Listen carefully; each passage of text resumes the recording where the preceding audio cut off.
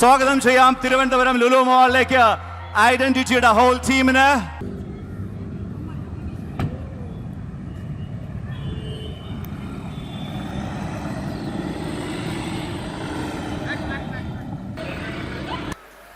Identity എന്ന് പറഞ്ഞ ഒരു എന്നെ സംബന്ധിച്ചൊരു എൻ്റെ ബാഹുബലിയാണ്. ഓക്കെ, കാര്യം ഓരോ ഷോട്ടിനും ഇതിൻ്റെ പ്രൊഡ്യൂസറിൻ്റെ സപ്പോർട്ടോടെ അനസും അഖിലും അവർ കൊടുത്ത ആത്മാർത്ഥമായ പരിശ്രമം ഇപ്പോൾ കണ്ട ടീസറിലും ട്രെയിലറിലും എവിഡൻ്റാണ്. അത് ഞാൻ വളരെ കുറച്ചേ ഉള്ളൂ, ചെറിയൊരു വേഷമാണ്.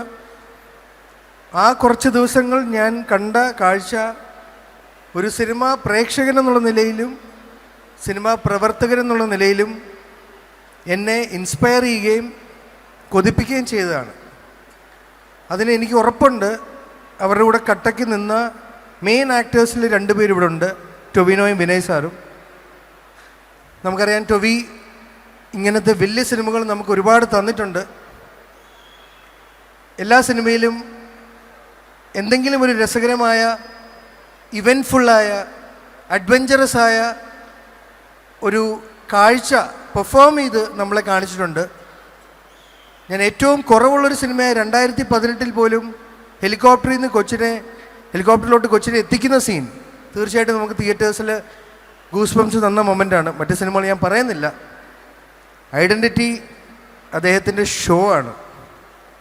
ആ ഷോ കാണാൻ നിങ്ങളെപ്പോലെ തന്നെ ഞാനും കാത്തിരിക്കുകയാണ്. കാര്യം മുഴുവൻ സിനിമയോ അതിന് മുഴുവൻ ട്വിസ്റ്റോ ടേണോ കഥയോ എനിക്കങ്ങനെ അറിയില്ല. അഖിൽ വിളിച്ചു, അനസും വിളിച്ചു, എനിക്കൊരു അവസരം തന്നു. കോമഡി മാത്രം ചെയ്ത് നടന്നാൽ പോരല്ലോ, ഒരു വ്യത്യാസമുള്ളൊരു സാധനം തരാം. അതിനെ സംബന്ധിച്ച് രാജു സാറിനോട് നന്ദിയുണ്ട്. വേറൊന്നും ഞാൻ കൂടുതൽ പറയുന്നില്ല. ജനുവരി 2-ാം തീയതി ധൈര്യപൂർവ്വം ആത്മാർത്ഥമായി കോൺഫിഡൻ്റായിട്ട് ഒരു സിനിമയ്ക്ക് പ്രേക്ഷകരായ നിങ്ങളെ സ്വാഗതം ചെയ്യാം. മാറുന്ന മലയാളം സിനിമയുടെ പുതിയ മുഖം 2024 നമുക്ക് ഒരുപാട് സിനിമകളിലൂടെ കണ്ടു. 2025 അതിൻ്റെ നെക്സ്റ്റ് സ്റ്റെപ്പിലോട്ട് പോകാൻ ഐഡൻറ്റിറ്റിയിലൂടെ സാധിക്കട്ടെ എന്ന് ഞാൻ പ്രാർത്ഥിക്കുന്നു. നിങ്ങളെല്ലാവരും സപ്പോർട്ട് വേണം. Thank you so much. Thank you. Hello Trivandrum, സുഖമാണോ? സുഖമല്ലേ? സുഖമാണോ? ആ, അങ്ങനെ വേണം, സുഖമായിരിക്കട്ടെ എപ്പോഴും. അതുതന്നെയാണ് എൻ്റെയും ആഗ്രഹം. ഒരുപാട് സന്തോഷം. ഞാൻ ഇതിനു മുമ്പ് ഇവിടെ ട്രിവാൻഡ്രത്ത് എപ്പോഴൊക്കെ വന്നിട്ടുണ്ടോ അവിടെയൊക്കെ വളരെ ഗംഭീരമായിട്ടുള്ള സ്വീകരണം കിട്ടിയിട്ടുണ്ട്. ഒരു തവണ ഒരു മോളിൽ ഇതുപോലെ വന്ന് ആൾക്കൂട്ടം വന്നിട്ട് മോളിൻ്റെ മറ്റേ ഗ്ലാസ് ഡോറൊക്കെ പൊട്ടിയത് ഓർമ്മയുണ്ട്. അതെൻ്റെ ജീവിതത്തിൽ ഞാൻ വേറെ എവിടെ പോയിട്ടും അത്രയും ഭീകരമായിട്ടുള്ളൊരു സ്വീകരണം കിട്ടിയിട്ടില്ല. അതും ഈ അൺകണ്ടീഷണായിട്ടുള്ള സ്നേഹത്തിൻ്റെ ഭാഗമായിട്ട് ഉണ്ടാവുന്ന തിക്കും തിരക്കുമാണെന്ന് മനസ്സിലാവുന്നു. അപ്പോൾ ട്രിവാൻഡ്രത്ത് ഇവിടെ ഈ ലുലു മോളിൽ തന്നെ ഞാൻ ഇതിനു മുമ്പ് 2 തവണ പ്രമോഷന് വന്നിട്ടുണ്ട്. അത് അജയൻ്റെ 2ാം മോഷണത്തിന് വേണ്ടിയിട്ടും വന്നിട്ടുണ്ട്, തല്ലുമാലയ്ക്ക് വേണ്ടിയിട്ടും വന്നിട്ടുണ്ട്. അവിടെയും നല്ല സ്വീകരണം വന്ന സമയത്ത് ഞങ്ങൾക്ക് എല്ലാവർക്കും കിട്ടി. തിയേറ്ററിലും നല്ലപോലെ സ്വീകരിച്ചു. ഇപ്പോൾ അജയൻ്റെ 2ാം മോഷണം വന്ന സമയത്ത് അത് TV യിലും നന്നായിട്ട് സ്വീകരിച്ചു. എല്ലാവരുടെയും വീടുകളിലും ആ സിനിമയെ നന്നായിട്ട് സ്വീകരിച്ചു. അപ്പോൾ അതുപോലെയുള്ള സ്നേഹവും സ്വീകരണവും തുടർന്നും പ്രതീക്ഷിക്കും. ഐഡൻറ്റിറ്റി എന്ന് പറയുന്ന സിനിമയെ പറ്റിയിട്ടുള്ള എൻ്റെ ഏറ്റവും വലിയ എക്സൈറ്റ്മെൻറ്റ് അത് തീർച്ചയായിട്ടും അത് നല്ല സിനിമയാണ്. അതിൻ്റെ പിന്നിൽ അഖിലിൻ്റെയും മനസ്സിൻ്റെയും ഒരുപാട് റിസർച്ചും ഹാർഡ് വർക്കും സിനിമയുടെ ആളുകളുടെ എല്ലാം ഹാർഡ് വർക്ക് അതിനകത്ത് ഉണ്ടായിട്ടുണ്ട്. അതിനേക്കാളും എൻ്റെ ആസ് എൻ ആക്ടർ എൻ്റെ ഒരു പേഴ്സണൽ സന്തോഷം എന്ന് പറഞ്ഞാൽ എൻ്റെ ഇതിന് തൊട്ടു മുമ്പത്തെ സിനിമയോ അല്ലെങ്കിൽ അതിന് മുമ്പത്തെ സിനിമയായിട്ടോ യാതൊരു സാമ്യവും ഇല്ലാത്ത, എൻ്റെ അടുത്ത് വരാൻ പോകുന്ന സിനിമയായിട്ടും യാതൊരു സാമ്യവും ഇല്ലാത്ത പലതരം ക്യാരക്ടേഴ്സ് ചെയ്യാനായിട്ട്, പലതരം സിനിമകളുടെ, പലതരം സ്ക്രീൻ പ്ലേകളുടെ ഭാഗമാവാനായിട്ട് സാധിക്കുന്നു എന്നുള്ളത് എൻ്റെ ഭയങ്കര ഭാഗ്യമായിട്ട് ഞാൻ കരുതുന്നു. ആദ്യം തന്നെ അപ്പോൾ സംവിധായകരോട് എനിക്ക് അങ്ങനെയുള്ള നല്ലൊരു കഥാപാത്രത്തെയും നല്ല ഒരു സിനിമയെയും തന്നതിന് നന്ദി പറയുന്നു. പിന്നെ നമ്മളുടെ പ്രൊഡ്യൂസേഴ്സ്, ഞങ്ങൾ ഒരുമിച്ച് രാജുചായൻ നമ്മൾ രാഗം മൂവീസ് ഫോറൻസിക്കിൻ്റെയും പ്രൊഡക്ഷൻ്റെ ഭാഗമായിരുന്നു. ഈ സിനിമ ഒരുപക്ഷെ അദ്ദേഹം ചെയ്തിട്ടുള്ള ഏറ്റവും വലിയ സിനിമകളിൽ ഒന്നായിരിക്കും. പക്ഷേ 1979 അതായത് ഞാൻ ജനിക്കുന്നതിനും 10 വർഷം മുമ്പ് സിനിമ എടുത്ത് തുടങ്ങിയ ആളാണ് ഇപ്പോൾ ഇങ്ങനൊരു സിനിമ നമ്മൾ പരിമിതമായിട്ടുള്ള കുറേ സൗകര്യങ്ങളുടെ നടുക്ക് വെച്ച് നമ്മൾ വളരെ അംബീഷ്യസ് ആയിട്ടുള്ള വലിയൊരു സ്വപ്നം കണ്ടു. ആ സ്വപ്നത്തിൻ്റെ കൂടെ നിന്ന ഒരു രീതിയിലും കോംപ്രമൈസ് ചെയ്യാതെ സിനിമ ചെയ്യണം എന്ന് പറഞ്ഞ പ്രൊഡ്യൂസറാണ് അദ്ദേഹം. അദ്ദേഹത്തിനും ഇവിടെ ഞാൻ നന്ദി പറയുകയാണ്. അതിൻ്റെ ഒപ്പം ഈ സിനിമ പുരോഗമിച്ച് വരുമ്പോൾ നമുക്ക് പ്രൊഡക്ഷനിലൊരു പാർട്ട്ണറും കൂടെ വേണം എന്ന് പറയുന്ന സാഹചര്യത്തിൽ ഈ സിനിമയോടും ഞങ്ങളോടുമുള്ള ഇഷ്ടം കൊണ്ട് ഈ സിനിമയുടെ ഭാഗമായിട്ടുള്ള ആളാണ് കോൺഫിഡൻറ്റ് ഗ്രൂപ്പും ഡോക്ടർ റോയ് CJ, അദ്ദേഹത്തിനും ഞാൻ നന്ദി പറയുന്നു. ഒപ്പം ഈ സിനിമയുടെ ഡിസ്ട്രിബ്യൂഷൻ ശ്രീഗോകുലം മൂവീസാണ്. ഗോകുലം മൂവീസിൻ്റെ അവർക്ക് വേണ്ടി ഡ്രീം ബിഗ് മൂവീസാണ് ഇത് ഡിസ്ട്രിബ്യൂഷൻ എത്തിക്കുന്നത്. അവർ ഇതിനു മുമ്പും ഗംഭീരമായിട്ട് പല സിനിമകളും ഡിസ്ട്രിബ്യൂട്ട് ചെയ്തിട്ടുണ്ട്. അതുപോലെ തന്നെ ഈ സിനിമയും നിങ്ങളിലേക്ക് ഏറ്റവും മനോഹരമായിട്ട് തന്നെ അവരെത്തിക്കും എന്നും ഞാൻ പ്രതീക്ഷിക്കുന്നു. പിന്നെ ഈ സിനിമയുടെ ഭാഗമായിട്ട് നിന്നിട്ടുള്ള ആക്ടേഴ്സിൽ തന്നെ ഇപ്പോൾ വിനയ് സാറാണെങ്കിലും ഞങ്ങൾ ഈ സിനിമയുടെ ഭാഗമായിട്ടാണ് പരിചയപ്പെട്ട് കഴിഞ്ഞിട്ട് ഒരു ദിവസം ഞങ്ങൾ അറ്റ്ലീസ്റ്റ് ഒരു 5-6 hours അറ്റ്ലീസ്റ്റ് വി ടോക്ക് അല്ലേ. ഞങ്ങൾ സിനിമയെ പറ്റിയിട്ട് ഒരു 90s മുതലുള്ള അല്ലെങ്കിൽ 80s അവസാനം മുതൽ 90s തൊട്ടുള്ള ഹോളിവുഡ് സിനിമകളുടെ ഒരു എൻസൈക്ലോപീഡിയാണ് അദ്ദേഹം. അപ്പോൾ ഞാനെപ്പോഴും മൂവീസിൻ്റെ സജഷൻസ് മേടിക്കുന്ന അദ്ദേഹത്തിൻ്റെ നിന്നാണ്. അതല്ലെങ്കിലും വൈകുന്നേരങ്ങളിൽ വീട്ടിലെ വിശേഷം പറഞ്ഞിരിക്കാനാണെങ്കിലും അതല്ല നമുക്ക് സിനിമകളെ പറ്റിയിട്ടുള്ള സ്വപ്നങ്ങളും ഞാൻ ചെയ്യാൻ പോകുന്ന സിനിമകളുടെ കഥകൾ ഡിസ്കസ് ചെയ്യാനും ഒക്കെ വളരെ അടുത്തൊരു സുഹൃത്തായിട്ട് നിന്നിട്ടുള്ള ആളാണ് അദ്ദേഹം. അദ്ദേഹത്തിനോട് ഞാൻ നന്ദി പറയുന്നു. Thank you so much bro. പിന്നെ ഈ സിനിമയുടെ ഭാഗമായിട്ട് അജുവേട്ടൻ അന്ന് നമ്മൾ കൊച്ചിയിൽ ഈ സിനിമയുടെ ഒരു ടീസർ ലോഞ്ചിൻ്റെ ഭാഗമായിട്ട് നിന്നപ്പോൾ അന്ന് സംസാരിച്ച് അപ്പോഴാണ് ഞാനും ആലോചിക്കുന്നത് ഞങ്ങൾ ഒരുമിച്ച് ചെയ്തിട്ടുള്ള സിനിമകളെല്ലാം വലിയ വിജയങ്ങളാണ്. ഒരുപക്ഷെ നമ്മളുടെ കോമ്പിനേഷൻ ഭയങ്കര അടിപൊളി കോമ്പിനേഷൻ ആയിരിക്കും. അത് തന്നെ ഈ സിനിമയ്ക്കും സംഭവിക്കട്ടെ എന്നാഗ്രഹിക്കുന്നു. പിന്നെ ഇതിൽ ഭാഗമായിട്ടുള്ള നിങ്ങൾക്കിഷ്ടമുള്ള ഞങ്ങൾക്കിഷ്ടമുള്ള ഒരുപാട് ആർട്ടിസ്റ്റുകളുണ്ട്.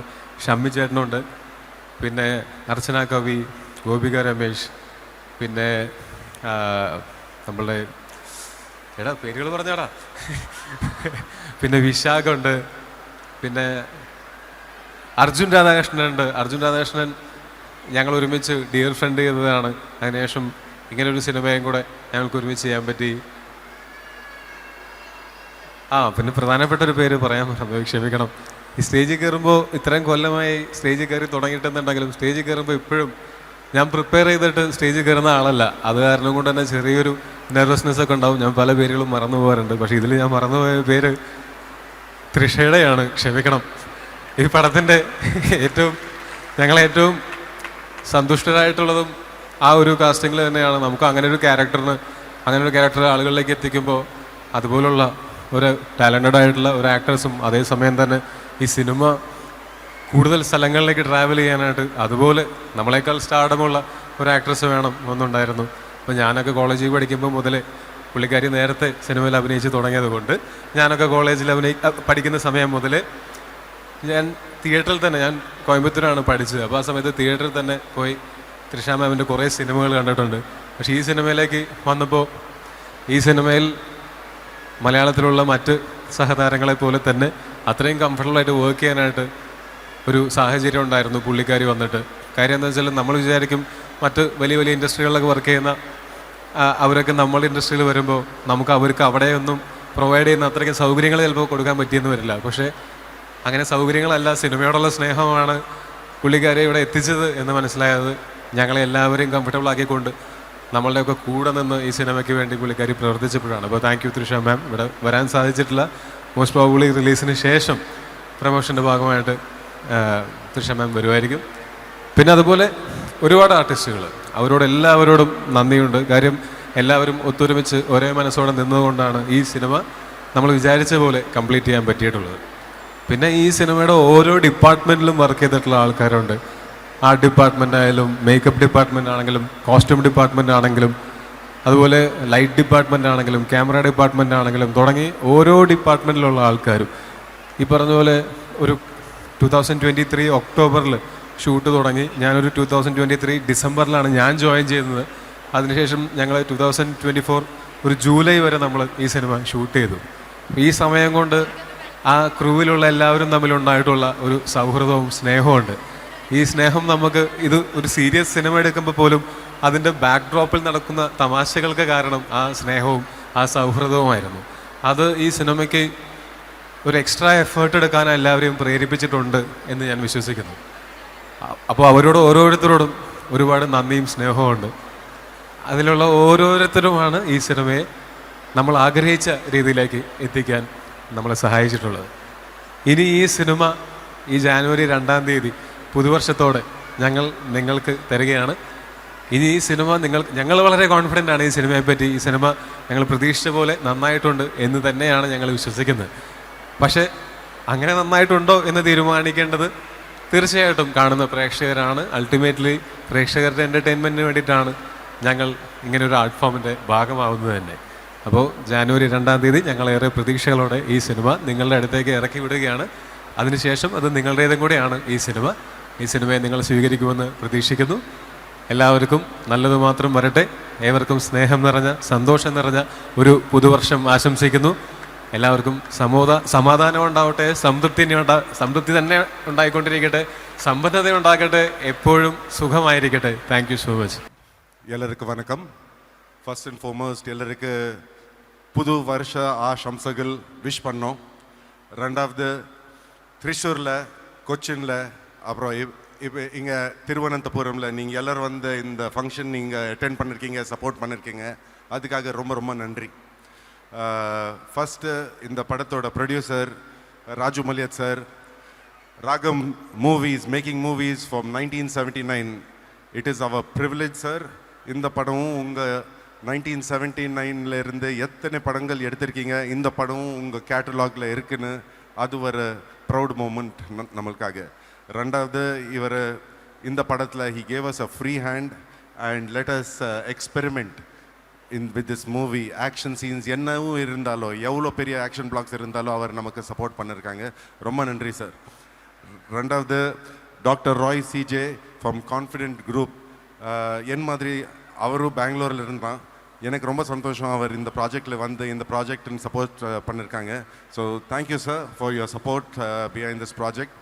அண்ட் இந்த படத்தோட டிரெக்டர் அனாஸ் அண்ட் அகில் எனக்கு வந்து இந்த ஸ்டோரி ஒரு வருஷம் முன்னாடி சொன்னாங்க.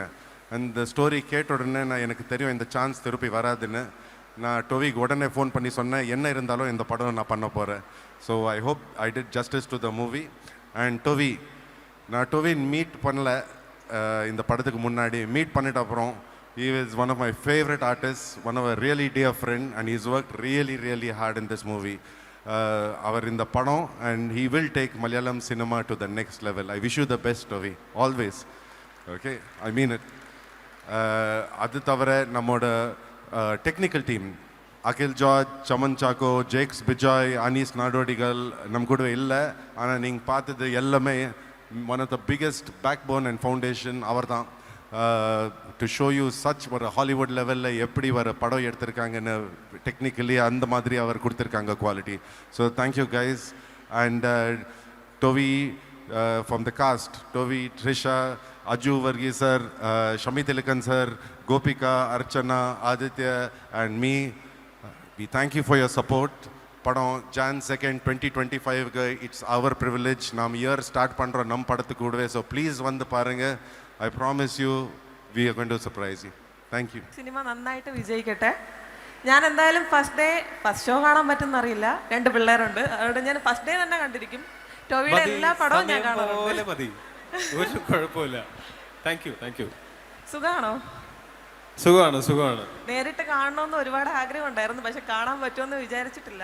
ഇന്നിവിടെ വരുമ്പോൾ എനിക്ക് ഇതിനകത്ത് വരാൻ പറ്റുമെന്നുള്ളൂ ഞാൻ വിചാരിച്ചിട്ടില്ല. എന്നെപ്പോലെ ഒരുപാട് പേര് അടുത്ത് നിന്ന് കാണണമെന്ന് ആഗ്രഹിക്കുന്നവരായിരിക്കും ഈ ചുറ്റുമുള്ള എല്ലാവരും. അപ്പോൾ അവരുടെ ഇതായിട്ട് എനിക്കൊരു ക്വസ്റ്റ്യൻ ചോദിക്കാനുണ്ട്. ഞങ്ങളെപ്പോലെ ഞാനിപ്പോൾ ഒറ്റയ്ക്കാണെങ്കിൽ ഒരു ദിവസം 3-4 സിനിമയൊക്കെ ഇവിടെ വന്ന് തന്നെ കാണാറുണ്ട്. ഏറ്റവും കുറഞ്ഞ ടിക്കറ്റ് എടുത്ത് തന്നെ കാണാറുണ്ട്. അതുപോലെ ടൊവിനോയും ചെറുപ്പകാലത്തിൽ 10 രൂപ ടിക്കറ്റൊക്കെ എടുത്ത് സിനിമ കാണാറില്ലേ? ഒരു ദിവസം 3-4 സിനിമകളൊക്കെ കാണാറുണ്ടായിരുന്നു. എന്നിട്ട് ഫ്രണ്ട്സുമായിട്ട് ആ കഥകളൊക്കെ ഷെയർ ചെയ്യാറുണ്ട്.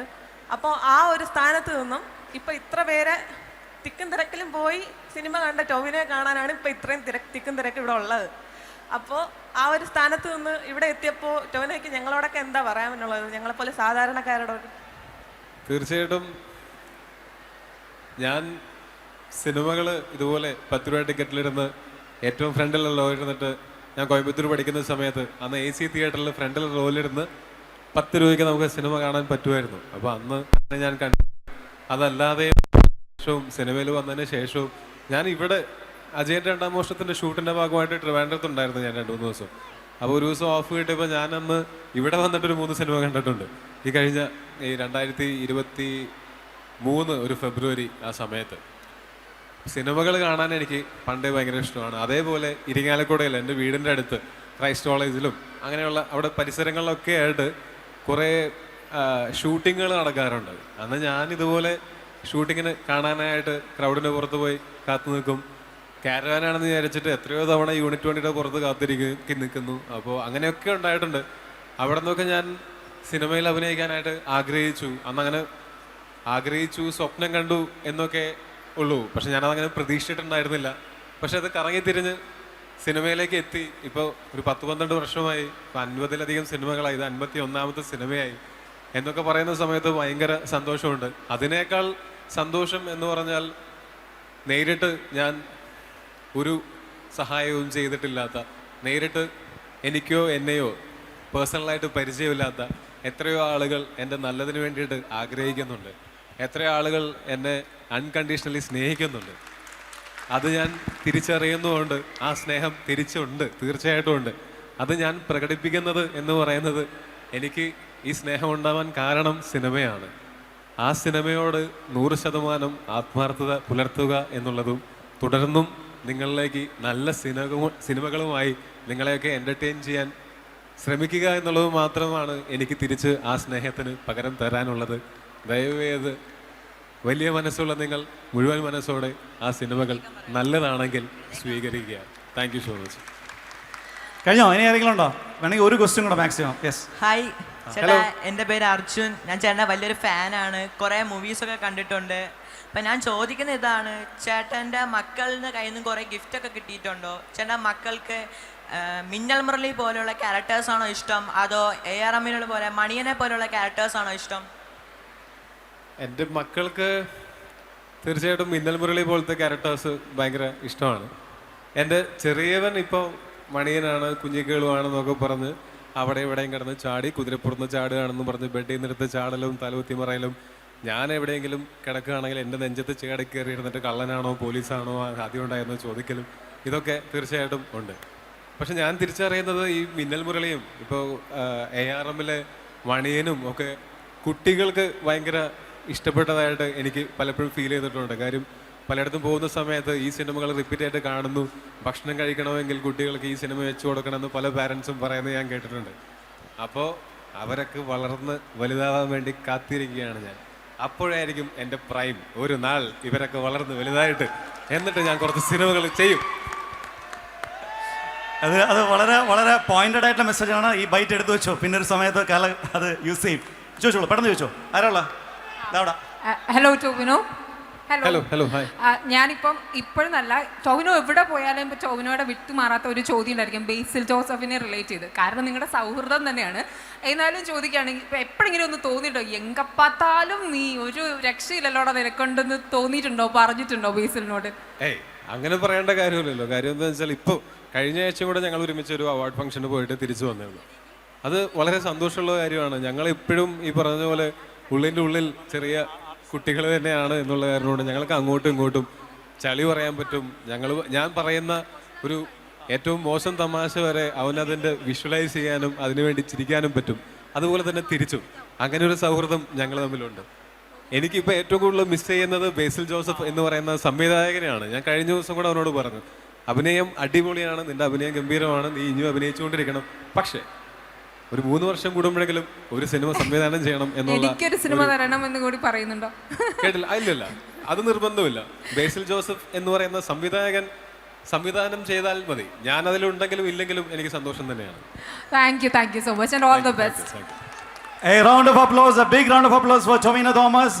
അതോടൊപ്പം തന്നെ ഞാൻ ഈ വേദിയിലേക്ക് ഒരു ചോദ്യം അല്ല ടൊവിൻ പറഞ്ഞു ചോദിച്ചു. Hi sir. Hello hi.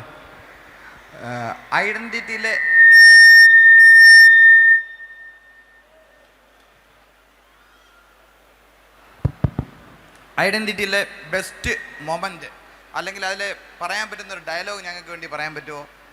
സാറിൻ്റെ കൂടെ മകനും അസോസിയേറ്റ് ചെയ്യാൻ ARMൽ പറ്റിയിട്ടുണ്ട്. വലിയ സന്തോഷമാണ്. ഐഡൻറ്റിറ്റിയിലെ ഒരു ഡയലോഗ്. ഐഡന്റിറ്റിയിൽ അങ്ങനെ അത് എനിക്ക് തോന്നുന്നു, അങ്ങനെ ഒരു ഡയലോഗ് ഒക്കെ ആണെങ്കിൽ ചിലപ്പോൾ അത് പ്രേക്ഷകർക്ക് ഇഷ്ടപ്പെട്ടാൽ അതായിരിക്കും പിന്നീട് സിനിമയുടെ റിലീസിന് ശേഷം എവിടെയെങ്കിലും ഇന്ന ഡയലോഗ് പറയാമോ എന്ന് ചോദിച്ചാൽ പറയാം എന്നുള്ളതല്ലാതെ എനിക്ക് അങ്ങനെ ഏതെങ്കിലും ഒരു പെർട്ടിക്കുലർ ഡയലോഗ് ഇപ്പോൾ പറയാമോ എന്നെനിക്ക് അറിയില്ല. പക്ഷേ ഈ സിനിമയിലും ഞാൻ ഏറ്റവും കൂടുതൽ കാത്തിരിക്കുന്നത് ഈ സിനിമയുടെ ഒരു അവസാനത്തെ ഒരു കുറച്ച് സമയം, ഒരു 30-40 മിനിറ്റ്സ് കാണാൻ തന്നെയായിരിക്കും. കാര്യം അത് ഞങ്ങൾ ഷൂട്ട് ചെയ്യുന്ന സമയത്തുണ്ടായിരുന്നതിനേക്കാൾ ഒരുപാട് കമ്പ്യൂട്ടർ ഗ്രാഫിക്സ് കൊണ്ടും മ്യൂസിക് കൊണ്ടും എഡിറ്റിംഗ് കൊണ്ടും ഒക്കെ ഇലവേറ്റ് ആവേണ്ടതായിട്ടുണ്ടായിരുന്നു. അപ്പോൾ അതെങ്ങനെ വരും, അതെങ്ങനെ എത്രത്തോളം സന്തോഷത്തോടെ എത്രത്തോളം ഇൻട്രസ്റ്റിംഗ് ആയിട്ട് പ്രേക്ഷകർക്ക് അനുഭവപ്പെടുമെന്നും അത് സ്വീകരിക്കുന്നത് കാണാനായിട്ട് എനിക്ക് ഭയങ്കര കൊതിയുണ്ട്. കാര്യം അതങ്ങനെ അത്ര യൂഷ്വൽ അല്ലാത്ത ഒരു ഫോർമാറ്റിലുള്ള കുറച്ച് സീനുകളാണ്. അതിന് വേണ്ടിയിട്ട് നമ്മൾ കുറച്ചധികം പരിപാടികൾ ഇപ്പോൾ ആർട്ട് ഡയറക്ടർക്കാണെങ്കിലും അതിന് വേണ്ടിയിട്ടാണ് ഷാബി മിശ്ര എന്ന് പറയുന്ന നമ്മൾ ഹിന്ദിയിലൊക്കെ കുറേ സിനിമകൾ ചെയ്തിട്ടുള്ള ഒരു ആർട്ട് ഡയറക്ടർ വന്നിരുന്നു. അദ്ദേഹവും പിന്നെ നമ്മളുടെ പ്രൊഡക്ഷൻ ഡിസൈനറായിട്ടുള്ള അനീസ് നാടോടിയും കുറേ എഫേർട്ട് എടുത്തിട്ടുണ്ട്. നമ്മൾ കുറച്ചധികം പരിപാടികൾ ആ സമയത്ത് ആ ഒരു ഭാഗത്തിന് വേണ്ടി ചെയ്തിട്ടുണ്ട്. എനിക്ക് തോന്നുന്നു അതിലേക്കുള്ള ബിൽഡപ്പാണ് അതുവരെയുള്ള സിനിമയിൽ കൂടുതലും ഉണ്ടാകുന്നത്. അപ്പോൾ അത് കാണാനായിട്ട് ഞാൻ ഭയങ്കര വെയിറ്റിംഗ് ആണ്. ഞാനിതിൻ്റെ ഈ ഒരു കംപ്ലീറ്റ് പ്രോഡക്റ്റ് ഞാൻ കണ്ടിട്ടില്ല. എനിക്ക് ഈ സിനിമയിലുള്ള കോൺഫിഡൻസും പ്രതീക്ഷയും എന്ന് പറയുന്നത് ഈ സിനിമയുടെ പോസ്റ്റ് പ്രൊഡക്ഷൻ നടക്കുന്ന സമയത്ത് എഡിറ്റർ മുതൽ ഇപ്പോൾ ഇന്നലെ സൗണ്ട് മിക്സിങ് കഴിഞ്ഞ സൗണ്ട് മിക്സിങ് എഞ്ചിനീയർ വരെ പറഞ്ഞിട്ടുള്ള കാര്യങ്ങളാണ് എൻ്റെ പ്രതീക്ഷ കൂട്ടുന്നത്.